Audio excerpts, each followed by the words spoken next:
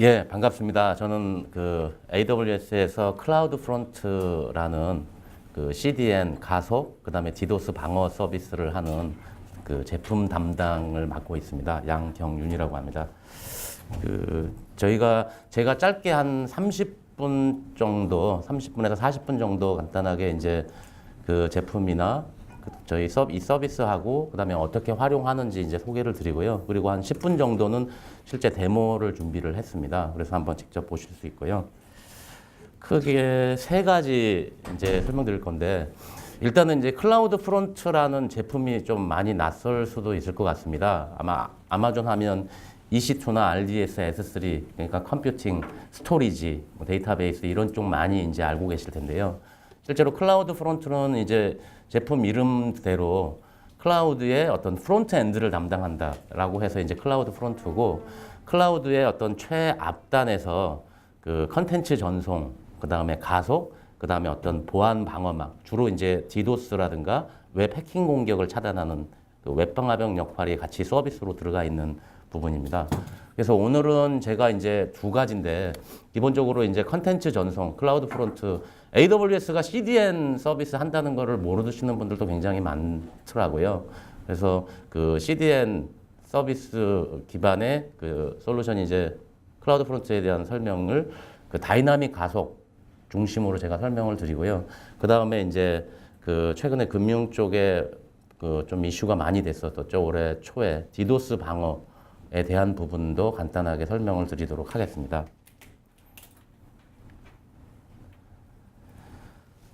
실제로 이제 아마 CDN은 금융 쪽에는 조금 이제 안 쓰시는 분들도 있을 텐데, 주로 뭐 증권 쪽은 많이 쓰시고요. HTS나 이런 것 때문에. 그다음에 금융도 실제로 웹사이트에 그 스테이틱 이미지라든가 뭐 동영상 전송을 위해서는 이제 CDN을 많이 쓰고 계시는 그 케이스도 있습니다. 그래서 이제 CDN의 이제 일반적인 내용인데요. 이 부분은 좀 이제 빨리 지나가 보면, 그 실제로 이제 오리진이라고 하는 원본, 그러니까 어플리케이션 원본 어떤 서버가 있고, 그거를 이제 CDN 뭐 엣지라고도 얘기하는 그쪽에 이제 어떤 팝을 통해서, 그 팝은 이제 사용자에 가깝게 있는 거죠. 그래서 이제 클라이언트한테, 사용자한테 이제 어플리케이션을 전달하는 건데요. 많이 이제 사용하는 케이스는 뭐 성능, 확장성, 비용, 보안 뭐 이런 그 네 가지 어떤 이유로 이제 CDN을 쓰고, 주로 많이 쓰는 게 이제 웹사이트 전송하는 부분, 그 다음에 이제 파일 전송, 미디어 전송 이런 케이스에 이제 보통 CDN을 많이 사용을 하고 있습니다. 그 글로벌한 어떤 그 가속이나 이런 부분들 관련해 가지고 제가 이제 좀 이 부분 이제 정리를 해봤는데요. 아마 이제 금융 쪽에서 저희가 그 저희 고객 사례 중에 한 케이스는, 저희가 금융 쪽에 클라우드 프론트를 적용해서 굉장히 고객이 큰 이제 그 가치를 느낀 케이스가 그 해외 법인들 쪽에 이제 그룹웨어, 그 법인 직원분들이 접속하는 그룹웨어 이제 모바일이나 사무실에서 접속하는 케이스에 이제 적용한 케이스가 있거든요. 그럼 그 뒤쪽에 이제 제가 그 부분에 대해서 실제로 어떻게 적용을 했고 얼마나 이제 효과가 있었는지는 제가 따로 설명을 드릴 텐데, 이 케이스는 이제 글로벌한 웹 어플리케이션이 이제 글로벌에서 접속을 했을 때 굉장히 느리지 않습니까? 아마 여러분이 해외 나갔을 때 국내 웬만한 사이트들, 그러니까 CDN을 쓰지 않은 사이트들을 접속하면 보통 뭐 한 2, 30초 이상 걸리거든요. 국내에서 접속하는 거라고. 그런 이제 성능이 문제가 되는 이제 세 가지 이유를 여기 이제 적었습니다. 첫 번째는 이제 전송 지연이라고 그러고, 예를 들면 저희가 이제 뭐 네이버 같은 포털 웹사이트를 한번 접속을 하면 실제로 트랜잭션이 한 100회 이상 일어나거든요. 그러니까 네이버 페이지 하나에 약 한 140개 정도의 오브젝트, 파일들이 있습니다. 이미지라든가 HTML, 자바스크립트, CSS 이런.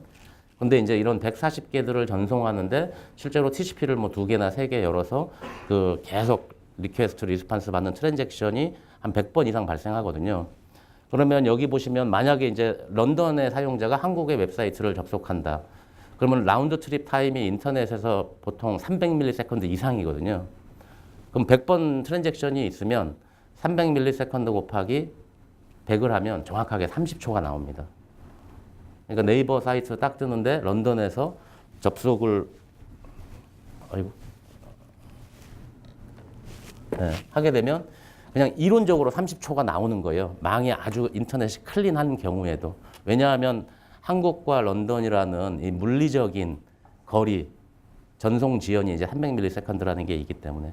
근데 여기에 이제 더 문제가 되는 게 트랜잭션이 실제로는 100번보다 훨씬 많습니다. 그게 이제 비효율적인 프로토콜이라고 해서 TCP나 HTTP가 기본적으로 트랜잭션 베이스고 트랜잭션이 굉장히 많이 일어나는 프로토콜이거든요. TCP 같은 경우도 이제 데이터 그 에크 같은 거 이런 거 보내면서 테스트를 하는 거고요. 그 다음에 HTTP도 리퀘스트 리스판스 기반의 프로토콜이고. 그 다음에 제일 성능 문제는 물리적인 거리지만 이제 퍼블릭 인터넷망 자체가 패켓 로스나 지연, 컨제스천에 의한 지연이 계속 발생되는 어떤 이러한 형태의 구조 때문에 이제 웹 어플리케이션에 대한 글로벌 성능 문제가 크게 이 세 가지에서 이슈가 발생하는 거고요. 이 부분에 대해서 이제 AWS의 클라우드 프론트가 어떤 기술을 가지고 이런 부분들을 해소하는지 이제 정리를 해놨고요. 이거는 설명을 드릴 거고. 저희가 이제 아마 AWS가 전 세계 뭐 16개 리전, 그 다음에 이제 40여 개의 이제 가용 영역, 이런 거 있는 것과 또 추가적으로 글로벌하게 이제 약 한 100개의 클라우드 프론트 팝이 있습니다. 그러니까 전 세계 100개의 이제 팝이 있고, 보시는 것처럼 이렇게 이제 거의 이제 글로벌 전체 영역을 커버하는 팝에서 그 컨텐츠 전송을 담당을 하게 되는 거거든요. 저희 이제 그 CDN 하게 되면 뭐 크게 두 가지 어떤 기본 아키텍처가 있는데, 하나는 이제 어떤 뭐 분산 팝, 그러니까 수많은 이제 팝을 개별 ISP의 뭐 데이터 센터에 들어가서 그 서비스를 하는 케이스가 있고요. 근데 이제 클라우드 프론트 같은 경우에는 저희는 이제 어떤 슈퍼 팝 개념으로 운영을 하고 있습니다. 그러니까 100개의 팝에 모든 팝에 예를 들면 밴드위스 기준으로의 가용 용량이 기본적으로 수백 기가 이상의 대규모의 이제 팝으로 서비스를 하게 되는 겁니다. 그러니까 뭐 각각의 이제 장단점이 있는데요. 예를 들면 사용자한테 좀 더 가까이 가기 위해서는 이제 팝을 개수를 예를 들면 뭐 수백 개, 뭐 1000개 이상 이렇게 해서 많이 분산시킬 수도 있고요. 근데 이제 그렇게 됐을 때는 뭐 캐시 히트율이라든가, 그 다음에 이제 팝이 많으면 한 팝의 캐패시티가 예를 들면 뭐 한 수기가에서 수십 기가 정도의 어떤 성능밖에는 가질 수 없는데, 그러면 이제 디도스 왔을 때는 단 한 번의 디도스 공격으로 이제 그 팝은 이제 붕괴될 수가 있는 거죠. 그럼 그쪽에 서비스되는 사용자들은 그럼 다른 팝으로 다시 서비스가 옮겨지게 되고, 뭐 이런 최근에 이제 디도스 공격이 많아지면서 이런 이제 슈퍼팝 아키텍처 같은 게 이제 효용성이나 이런 것들이 더 커지게 됐었고요. 이 부분은 좀 너무 기술적인 내용이라 제가 이 부분은 좀 지나가도록 하겠습니다. 그래서 실제로 이제 클라우드 프론트가 어떤 역할을 하느냐, 기본적으로는 이제 그 동영상이나 큰 파일을 전 세계에서 빨리 다운로드 받게 해주는 기본적인 CDN의 용도하고, 오히려 이제 그것보다 더 많이 쓰는 게 웹사이트를 사용자에게 빨리 띄워주는 거거든요. 사이트의 가용성을 높이고 성능을 향상시키는. 그러면 이제 웹사이트가 보시면 여기 보시는 것처럼 이제 이거는 이제 아마존.com의 이제 웹사이트인데, 아마존.com도 글로벌하게 이제 클라우드 프론트를 통해서 전 세계 사용자들에게 이제 서비스가 되어지고 있고요. 마찬가지로 한국에서 여러분이 아마존.com에 들어가시게 되면 클라우드 프론트를 통해서 가속이 돼서 이제 웹사이트에 띄어지게 되는 겁니다. 실제 오리진 워크로드는 이제 북미 쪽 여기에 있는 거고요. 그 웹사이트 보시면 이제 HTTPS가 있고, 그 다음에 뭐 HTML이라든가 이미지 같은 이런 스테이틱 컨텐츠들이 있을 수 있고, 보시는 것처럼 밑에 이제 뭐 비디오를 웹사이트에 올릴 수도 있겠죠. 근데 이제 또 하나 제일 중요한 거는 뭐냐면, 사용자가 로그인했을 때 여기 보면 뭐 크리스의 이제 아마존.com 해가지고 로그인 페이지, 그 다음에 사용자가 인풋 집어넣는 거, 그 다음에 이제 구매 과정이나 이런 것들 했을 때 실제로 제품 구매하고 카트에 넣고 하는 이러한 트랜잭션들은 전부 다이나믹이거든요. 그러니까 크게 다이나믹 컨텐츠, 스테이트 컨텐츠 이렇게 두 개가 나뉘어질 수 있다고 보실 수 있습니다. 그럼 이 중에 이제 스테이트 컨텐츠라든가 아래 비디오 같은 거는 아까 이제 클라우드 프론트 또는 CDN의 엣지에서 이제 캐싱이 돼서 좀 빨리 전달할 수 있게 하는 거고요. 그럼 오늘 제가 이제 중점을 두는 거는 이거는 CDN의 기본 개념이니까 이런 다이나믹 컨텐츠를 어떻게 하면 빨리 전송하는 기술을 클라우드 프론트가 뭘 가지고 있는지 이거를 이제 설명을 드리려고 하는 겁니다. 실제 이제 사용자가 그 웹사이트에 접속을 하면 원래는 이제 오리진 원본 서버에 사용자가 이제 직접 접속을 하는 건데 클라우드 프론트를 쓰게 되면 이제 클라우드 프론트가 그 중간에서 프락시 역할을 하게 되는 거거든요. 프락시를 하면서 그 사용자하고 그 클라우드 프론트 중간에는 가장 크게 이제 그 가속 성능을 개선시킬 수 있는 게 캐싱 기능입니다. 컨텐츠를 한번 미리 가지고 와서 저장했다가 두 번째 사용자가 오면 저장돼 있는 걸 이제 제공을 하는 거죠. 그 다음에 그 클라이언트가 그 클라우드 프론트, 그 다음에 오리진, 아까 다이나믹은 컨텐츠를 캐싱할 수 없는 것들이거든요. 그거는 이제 원본 서버에서 가져가야 되는데 결국은 항상 원본 서버에서 가져가야 되는 이 컨텐츠에 대한 가속으로는 크게 이제 두 가지가 있습니다. 저희는 첫 번째는 이제 그 전송 가속. 전송 가속은 어떤 걸 쓰냐면 여기 보시는 것처럼 그 컨텐츠 TCP 최적화라고 해서 TCP의 일반적인 전통적인 TCP의 이제 프로토콜 이외에 좀 더 데이터를 빨리 보내게 하는 TCP 프로토콜 자체를 최적화하는 방법하고 데이터를 압축해서 보내는 뭐 이런 전송 가속 기술하고 그 다음에 또 하나 가장 이제 다른 CDN이나 클라우드 인프라에서 아직은 갖고 있지 않은 AWS의 전용망을 통해서 가속을 하는 겁니다. 그래서 AWS 이 전용망에 대해서 이제 조금 그 제가 설명을 드릴 텐데요. 위주로.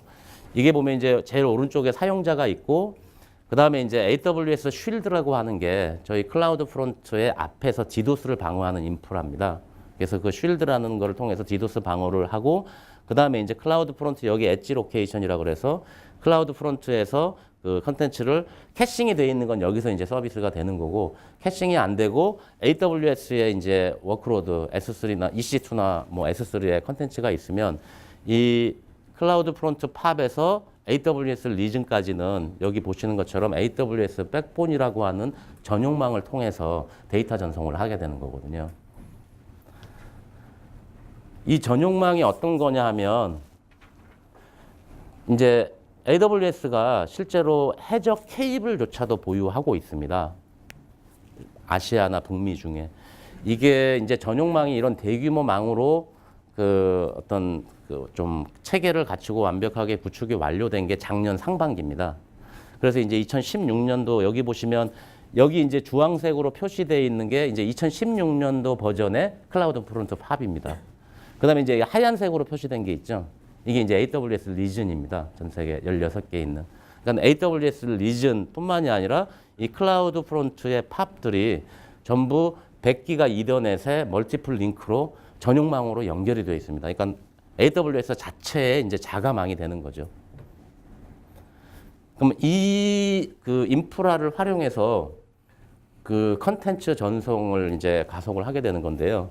심플하게 이제 보시면 사용자가 뭐 웹사이트에서 뭐 이미지 파일 같은 스테이트 컨텐츠를 요청을 하게 되면 기본적으로 이제 클라우드 프론트에서 캐싱이 되어 있는 게 나가버리는 거죠. 그죠?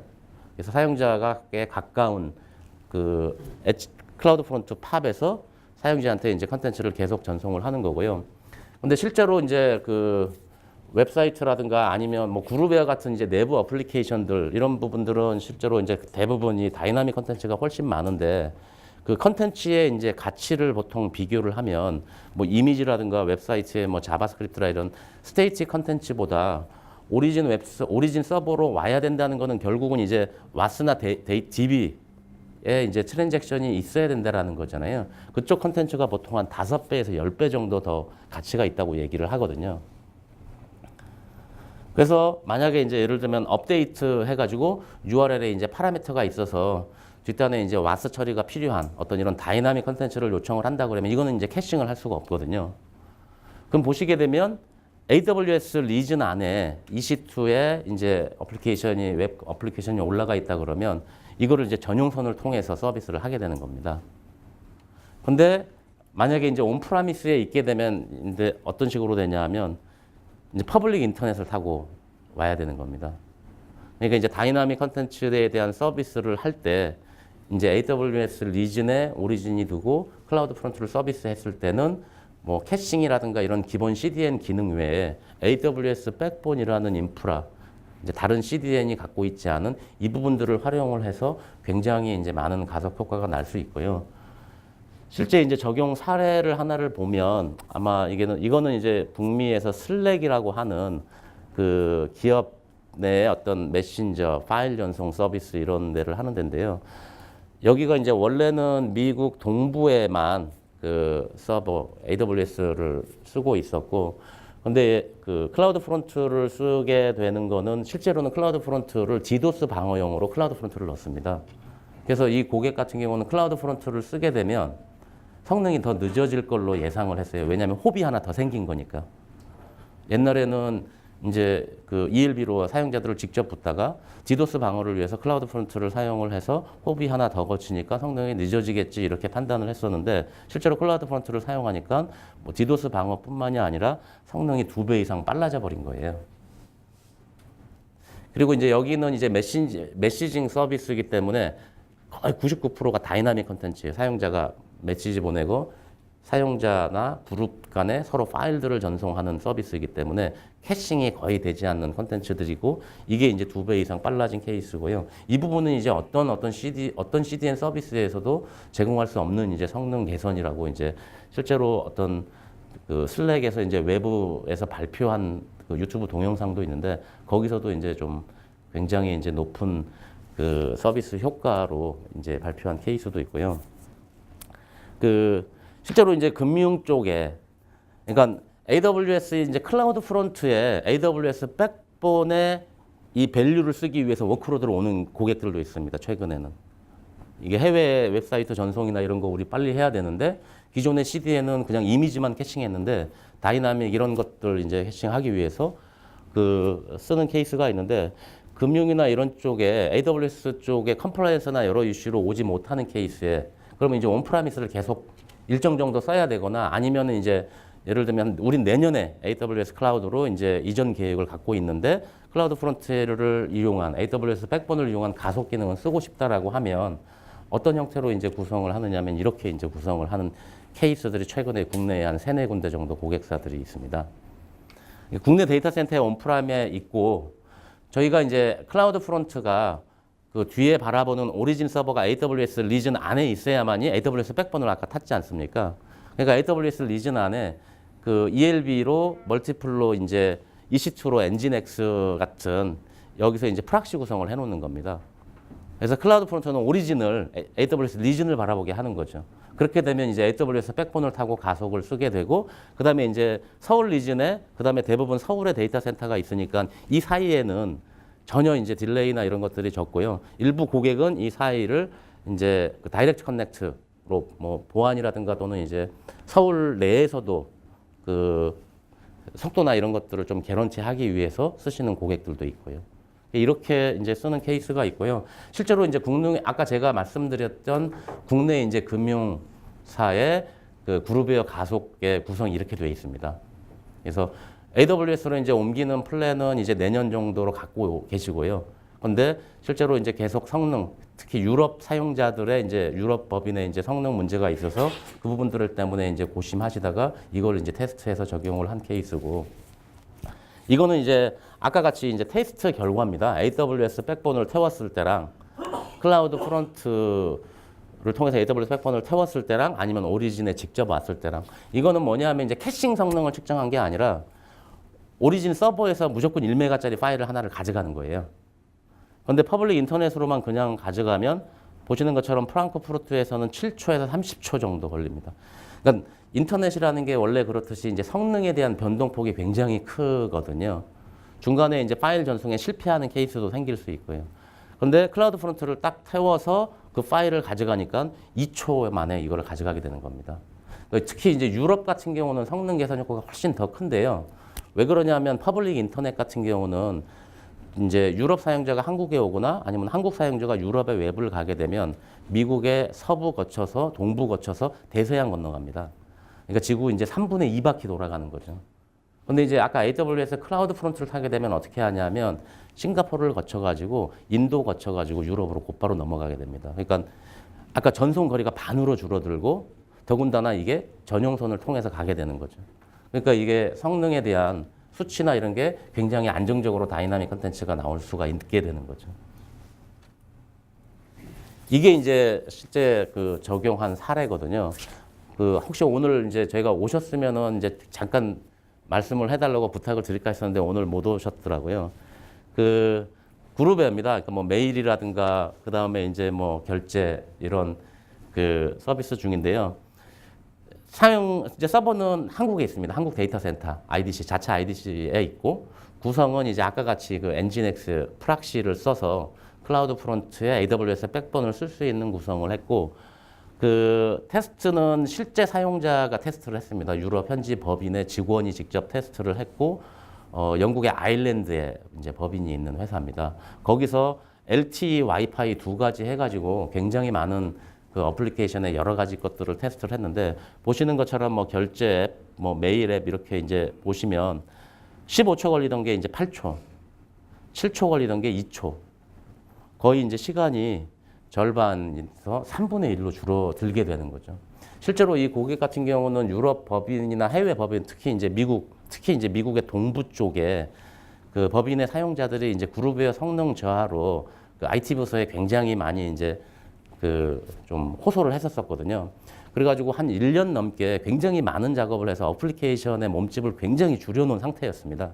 그리고 그 스테이트 컨텐츠를 처음에 어플리케이션 처음에 설치할 때 또는 이제 모바일도 이제 그 이 그룹웨어 접속을 할 수 있는데 모바일 앱 안에 이미지나 CSS 이런 것들은 처음에 다 넣어서 한꺼번에 처음에 다 내려줘요. 그러니까 실제로 애플리케이션 쓸 때 뭐 이미지나 이런 스테이트 컨텐츠는 전혀 없게끔 최적화를 시켜놓은 상태였더라고요. 그래서 다이나믹만 오로지 이제 와서 가져가게 하는. 근데 이제 그 부분들도 굉장히 늦은 거죠. 예를 들면 뭐 결제 앱에 첨부 파일 하나 보는데 일단 15초 기다린다. 이제 좀 짧지 않은 시간인 거죠. 이런 이제 성능 개선이 있어서 굉장히 큰 거였고요. 실제로 이제 이걸 테스트했을 때 글로벌한 다른 CDN 회사의 다이나믹 가속 기술까지도 테스트를 했었는데 실제로 이제 어떤 가속 기술을 쓰든지 간에 기본적으로 전용선을 이길 수는 없습니다. 인터넷에서. 그래서 뭐 이쪽 저희 클라우드 프론트보다 한 5배 정도 가격이 비싼 이제 다이나믹 가속 기술하고의 비교를 했을 때도 성능이 이게 훨씬 더 빨랐었고요. 그래서 이제 이쪽 지금 서비스를 쓰고 계시고 차후에 이제 올라가는 웹사이트나 이런 부분들은 그 해외 서비스나 이런 것들은 전부 다 이제 웹 같은 경우는 클라우드 프론트를 쓰려고 이제 어플리케이션이나 이런 부분들 오히려 이제 이것 때문에 그 AWS 리즌으로 이전에 대한 동기부여가 조금 더 많이 된 부분도 좀 있기도 합니다. 혹시 가속 뭐 이쪽 관련해서 혹시 질문 있으세요?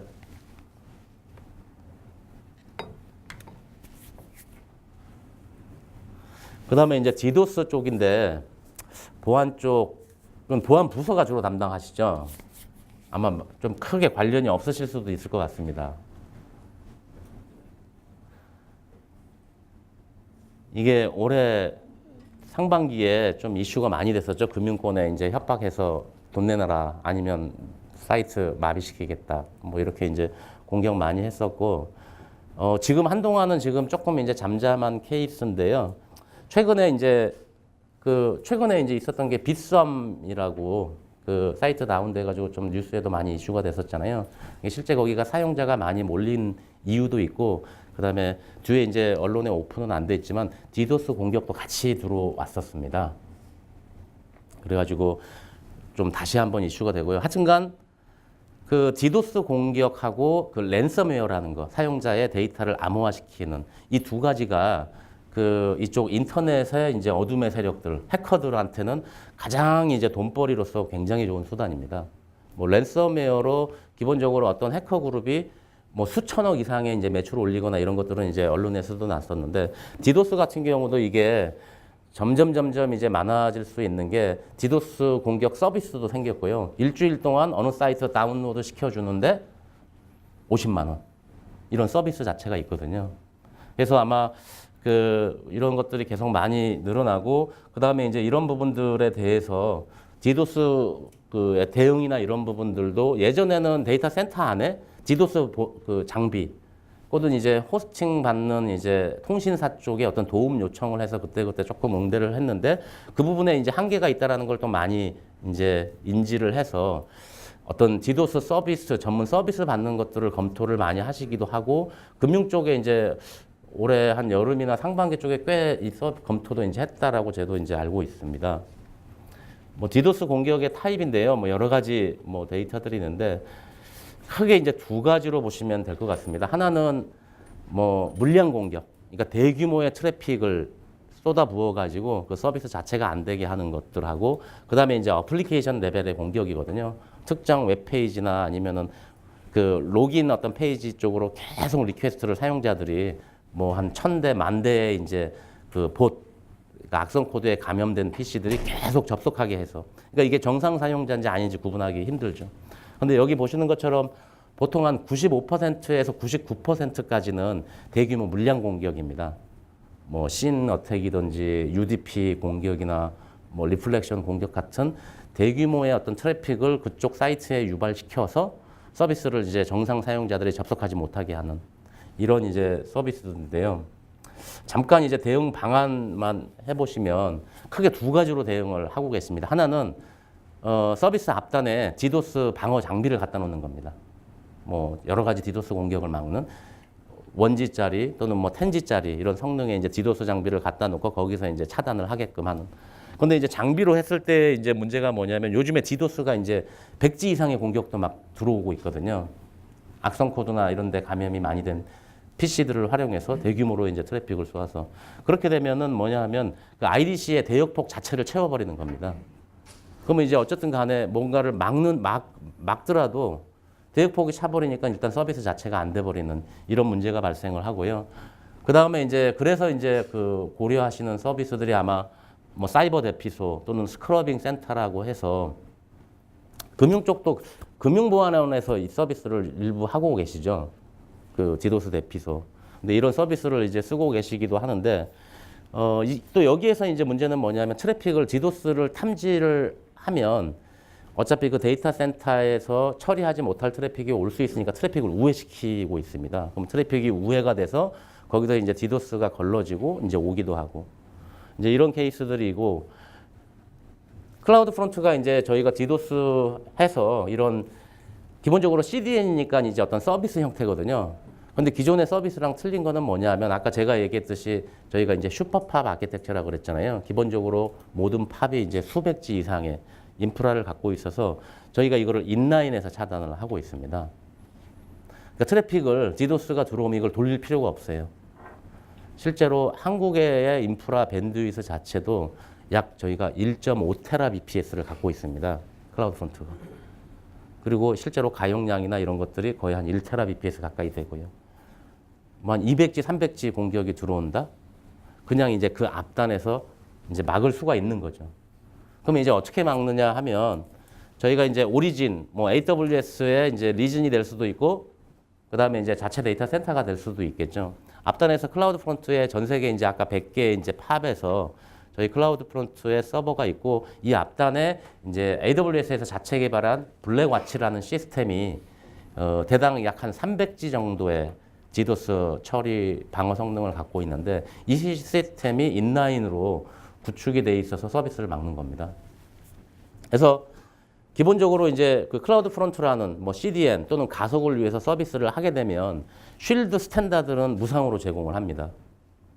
뭐 수백 G 공격이 오거나 이러면 사이트가 절대 다운로드지 않고 디폴트로 그거는 차단을 해주는 서비스를 제공을 무상으로 하고 있습니다. 인라인으로.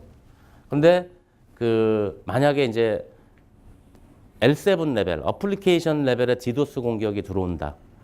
또는 이제 나는 그 AWS 아마존의 디도스 전문 팀으로부터 디도스 공격이 들어왔을 때 능동적으로 대응을 해주기를 원하고 실제로 이제 공격을 같이 협의하면서 어떤 그 약간의 이제 관제 모델하고 비슷할 수도 있는데 좀 더 이제 프로액티브한 서비스를 받는다라고 하시면 추가 이제 비용 약정을 내서 연간 3,000불입니다. 실제 굉장히 싸죠. 뭐 제가 알고 있기로는 뭐 월간 몇 천만 원씩 내는 서비스로 제한을 한다고 하더라고요. 디도스 서비스 같은 경우에. 그런데 이걸 통해 가지고 뭐 상시 모니터링 감시, 그다음에 이제 아마존 AWS의 디도스 대응팀. 이 AWS의 디도스 대응팀은 실제로는 아마존닷컴의 디도스를 대응하고 AWS 리즌의 디도스를 대응하던 인력들이 좀 더 확장이 돼서 클라우드 프론트나 AWS 서비스를 쓰는 고객들에게도 이걸 서비스 형태로 제공하고 있는 겁니다. 그러니까 십수년 이상의 이제 경험치나 이런 거를 갖고 있는 거죠.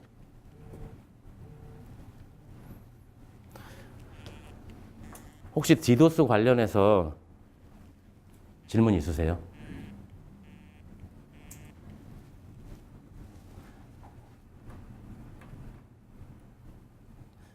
일단은 슬라이드는 이제 여기까지 벌써 마쳤고요. 이제 뭐 요약인데요. 그 클라우드 프론트 아마 CDN 모르셨다고 하는 분들도 많이 있었다고 그랬는데 이제 CDN 기본적으로 이제 CDN 서비스라서 아마 여러분이 웹사이트에 이제 이미지라든가 뭐 스테이틱 컨텐츠들을 기존 데이터 센터에서 전송하는 게 아니라 CDN 쪽으로 이제 어떻게 보면 오프로드 시켜서 전송하는 이 케이스에 활용하실 수 있다고 보고요. 어떤 큰 이제 차별점은 이제 아까 제가 얘기한 슈퍼팝이라는 거고, 그 다음에 이제 국내에서도 그 어떤 CDN 회사보다도 아직까지는 제가 확인한 거로는 가장 많은 캐패시티를 보유하고 있습니다. 그러니까 뭐 금융이나 이런 건 해당 안 하겠지만 순간적으로 굉장히 피크 트래픽이 몰려오면 수백 기가 이상의 트래픽이 몰려오는 경우도 있거든요. 예를 들면 특히 이제 게임이나 이런 쪽에는 이제 이런 케이스 있는데 그런 것들을 전혀 그 장애나 그 다음에 트래픽을 뭐 해외로 돌리거나 이럴 필요 없이 그 처리가 가능한 형태로 이제 구조가 되고 있고요. 그 다음에 또 하나 이제 큰 거는 보통 이제 CDN들이 여러 가지 옵션이나 서비스들을 다양화해서 가격을 다양화해요. 그러니까 보통 크게는 뭐냐 하면 스테이틱 컨텐츠를 캐싱하는 서비스는 가격을 좀 싸게 주고 다이나믹 웹사이트들을 서비스하는 데는 좀 더 가격을 비싸게, 좀 비싸게가 아니고 보통 한 적게는 3배에서 많게는 10배 이상 비싸게 이제 다이나믹 가속 기술은 별도의 여러 가지 이제 좀 포장을 해서 비싸게 파는데 클라우드 프론트는 이 모든 게 싱글 서비스 제도입니다. 다이나믹이 됐든 스테이틱이 됐든 전송량에 따라 가지고 그냥 단일 가격 체계로 제공을 하는 거고 보통 이제 CDN은 연간 약정이라는 걸 항상 하잖아요. 근데 이제 클라우드 프론트는 다른 AWS 서비스처럼 페이 애즈 유고로 저희 그냥 하루만 써도 되는 겁니다. 그 당시에는 그러면 이제 물론 이제 저희 퍼블릭 프라이싱이 해당이 될 거고 근데 이제 만약에 고객님분들이 약정을 하게 되면 이제 프라이빗 프라이싱으로 해서 굉장히 이제 낮은 단가의 금액으로 제공을 받을 수 있습니다. 기존의 AWS 제품하고 좀 틀리게 이제 프라이빗 프라이싱이 굉장히 많이 적용이 될 수 있는 부분이고요. 그 다음에 또 하나 큰 특장점은 아까 제가 이제 좀 애니메이션으로 설명드렸었던 AWS 백본의 전용망. 이 부분은 이제 만약에 다이나믹 컨텐츠를 다이나믹 웹 어플리케이션이 이제 글로벌 전송이 필요한 부분이 있다라고 하면 굉장히 이제 큰 장점과 이제 가치를 가져가실 수 있는 부분입니다. 그다음 마지막으로는 이제 그 AWS에서 워크로드가 있던 아니면 IDC에 있던 간에 그 대규모의 인프라와 이제 캐패시티로 인라인에서 디도스를 방어한다는 거. 이게 이제 클라우드 프론트에서 제공하는 크게 4가지 이제 특장점이 될 수 있겠습니다.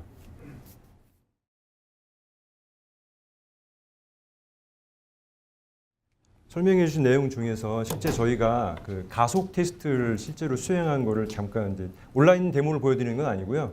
어떻게 동작하는지를 좀 보여드리겠습니다.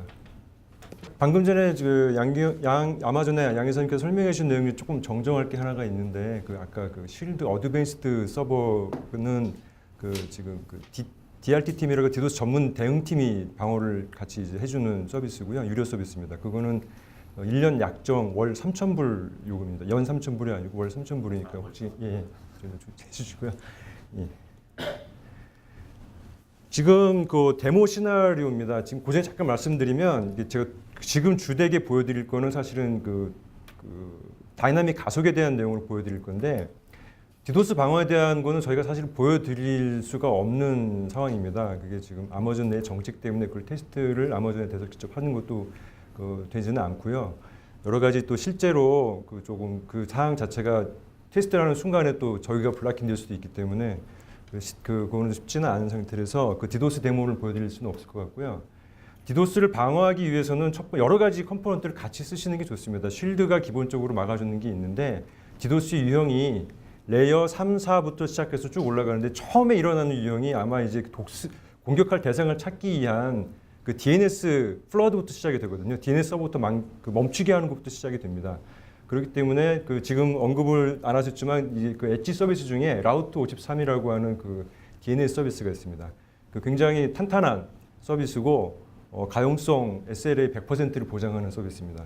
이게 그 서비스가 단순히 그 DNS 역할만 하는 게 아니고 앞단에서 DNS에 대한 DNS 플러드에 대한 도스 방어를 먼저 시작을 하게 됩니다.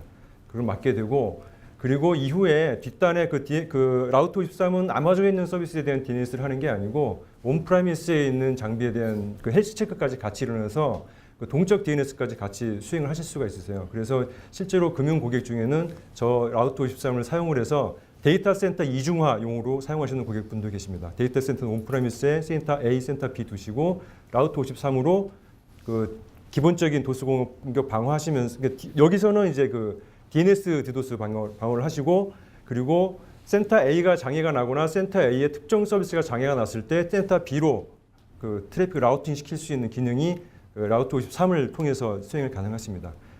디도스 그 DNS 디도스 그렇게 방어를 하시고 그 다음에 그 기본적으로 이제 CF 클라우드 프론트를 놓게 되고 트래픽을 우회를 시키게 되면 레이어 3, 4 계층 이제 그 UDP 가장 많은 패턴이 UDP 플러드라든지 TCP 플러드 이런 것들을 다 방어를 하실 수 있습니다. 그 외에 이제 그 레이어 7 영역이 또 많지는 않지만 일부가 있습니다. 어느 정도 공격 대상을 파악을 하고 거기에 대해서 이제 그 어플리케이션 레이어에 이제 그런 그 플러드를 던지는 경우가 있는데 그런 거는 사실은 조금 그 레이어 7으로 올라가기 때문에 아마존의 와프라고 하는 또 웹방화벽 서비스가 있습니다. 웹방화벽 서비스를 이네이블 시켜서 특정 패턴을 방어를 하실 수가 있습니다. 또 복합적으로 쓰실 수가 있으시고요. 그리고 또 그 엣지 단에서 이루어지는 그 클라우드 프론트가 있는 엣지 단에서 이루어지는 서비스 중에 또 API 게이트웨이라고 하는 서비스가 있습니다. 그거는 일단 마이크로 서비스 아키텍처라든지 이런 류의 그 좀 세분화된 것들을 어떤 API 게이트웨이로 사용하실 수도 있으시고 어떤 그 API에 대한 프락시 역할을 할 수 있는 API 게이트웨이가 있는데 이 API 게이트웨이 자체도 디도스에 대한 방어가 이루어집니다. 기본적으로 아마존 리전 말고 추가적으로 있는 엣지 로케이션에서 이루어지는 대부분의 서비스, 모든 서비스는 다 디도스가 기본적으로 방어가 된다고 생각하시면 됩니다. 지금 저희가 보여드릴 데모는 지금 세 가지에 대한 시연을 보여드릴 겁니다. 지금 그 화면에 보시는 것처럼 파리에 있는 사용자가 뒷단 데이터 센터에 있는 온프라미스에 있는 데이터 사이트에 있는 그 웹사이트를 이제 로딩을 할 건데요.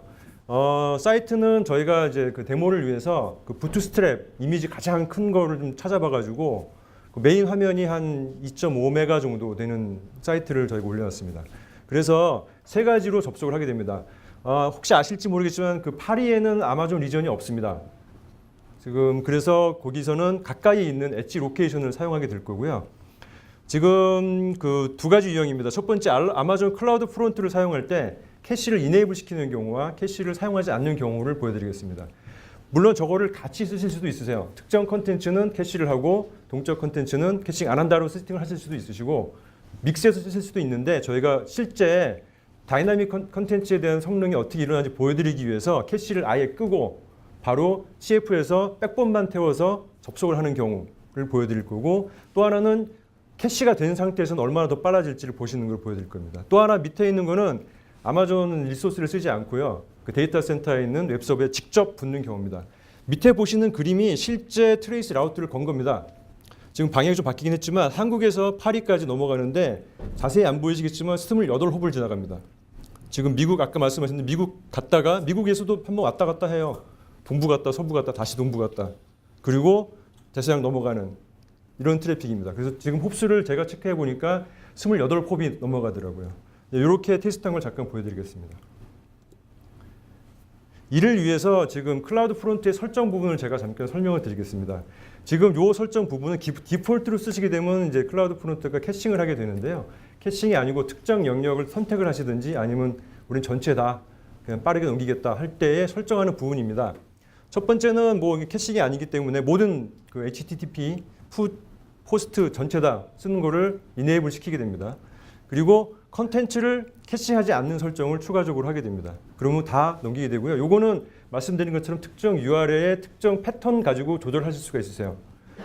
자, 그리고 그 쿠키와 쿼리 스트링도 모두 다 바이패스에서 넘기는 형태로 처리를 하게끔 세팅을 하게 됩니다. 그리고 추가적으로 Gzip을 앞단에서 캐시를 이네이블 시킵니다. 그래서 그 HTTP 컨텐츠 헤더 부분에 Gzip 설정이 되어 있으면 실제로 압축 뒷단에서 이루어지지 않고 클라우드 프론트에서 다 압축해서 전송할 수 있는 압축 전송을 할 수 있는 기능을 활성화시킵니다. 또 하나는 이거는 그 서비스를 하다 보면 오류가 발생할 수 있죠. 뭐 주되게 서버 단에서 발생할 수 있거나 나오는 것 중에 많이 보시는 게 뭐 그 페이지를 못 찾는 오류라든지 서버 오류가 있는데 사실은 오류 메시지 자체도 그 클라우드 프론트에서 캐싱을 하거든요. 실제로 복구가 돼도 캐싱 타임 동안 나올 수 있기 때문에 캐싱 메시지 그 에러 메시지 자체도 캐시를 하지 않고 정해진 그 메시지를 보여준다든지 하는 것들을 설정하는 것들이 이루어지게 됩니다. 이 5가지가 기본적으로 동적 컨텐츠에 대한 캐싱하지 않고 다이내믹하게 오리진으로 보내기 위한 설정이라고 생각하시면 됩니다.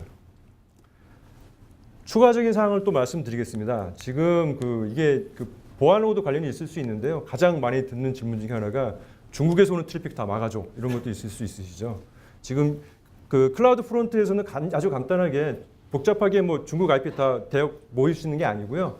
설정하면 들어가셔서 컨트리를 설정을 하게 됩니다. 지금 제가 예제로 중국과 북한을 막아놨습니다. 자, 설정을 하게 되면 실제로 저 지역에 접속을 하게 되면 오른쪽 하단에 보이는 메시지가 뜨게 됩니다. 자, 해당 지역에서는 여기 접속할 수 없습니다. 물론 이 메시지도 바꾸실 수 있으세요. 다른 메시지로. 여기 눈에 띄면 안 되니까. 그래서 이런 식으로 그 어떤 특정 지역에 대한 그 트래픽 자체를 완전히 막아버리거나 아니면 반대로 특정 지역만 들어오게 한다든지 이런 설정을 클라우드 프론트에서 아주 손쉽게 하실 수 있게 됩니다. 자, 그리고 지금 하단에 보이시는 거는 이제 클라우드 프론트에 여러 가지 모니터링들이 있는데 그 중에 관심을 가장 많이 보이시는 게 어느 지역에서 가장 많이 접속을 하냐 이런 걸 관심을 많이 가지세요. 실제로 클라우드 프론트 리전을 통해서 뭐 지금 저희가 테스트한 사이트에서는 독일, 프랑스에서 지금 30% 이상 트래픽이 클라우드 프론트를 통해서 들어왔다. 그리고 오른쪽에 또 양은 또 그 실제 얼마나 많은 트래픽이 들어왔다 이런 것들을 같이 모니터링도 손쉽게 보실 수 있으십니다. 구성에 대한 내용을 이렇게 간단하게 설명을 드리고요. 실제로 어떤 식으로 이루어지는지 해당 지역에서 파리 지역에서 매체에 보시는 것처럼 거의 라스트 마일 테스트라고 생각하시면 됩니다. 라스트 마일이라고 하는 거는 사용자 단과 실제 오리진 간의 실제 접속 그 성능 테스트라고 보시는 게 라스트 마일 테스트라고 하는데요. 라스트 마일 테스트라고 생각하시면 될 것 같고요. 테스트는 어디서 이루어졌냐면 그 아마존 리전이 없는 프랑스 파리에서 크롬 브라우저 환경으로 케이블 전송 속도로 접속을 한 겁니다. 그래서 왼쪽에 글로벌 캐시라고 되어 있는 부분이 그 클라우드 프론트에 캐시가 이네이블 된 상태에서 엣지에서 캐시된 것을 받아가는 상태고요. 글로벌 백본이라고 된 부분은 캐싱을 하지 않고 그 실제 아마존 프락시 구성이 되어 있습니다. 아까 저기 그 양 이사님께서 레퍼런스 아키텍처 그린 것 중에 아마존의 EC2 하나를 프락시 구성을 하고 해당되는 것이 이제 그 온프라미스에 있는 서버 연결이 되는데 이 두 구간은 프라이빗으로 구성하실 수가 있으세요. 전용소이나 VPN을 통해서 안전하게 보호하시면서 실제로 클라우드 프론트 통해서 들어갈 수 있는 환경입니다. 두 번째가 그렇게 모든 그 캐시 기능을 끈 상태에서 전체를 그때그때 받아갈 때의 속도입니다. 마지막에 이제 글로벌 인터넷이라고 되어 있는 부분이 아마존의 리소스 캐시 프락시 없이 다이렉트로 파리에 있는 사용자가 데이터 센터에 있는 데이터를 긁어가는 모습입니다.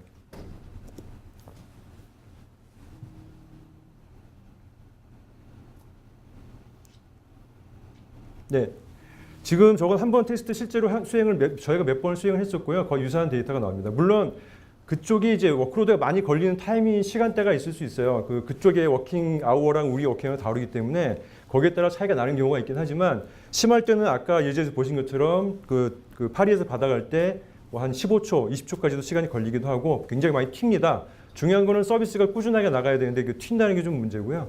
그래서 지금 보시는 것처럼 캐시를 썼을 때는 2초 만에 지금 한 2.5메가 정도 되는 저 샘플 웹사이트를 그대로 받아가고요.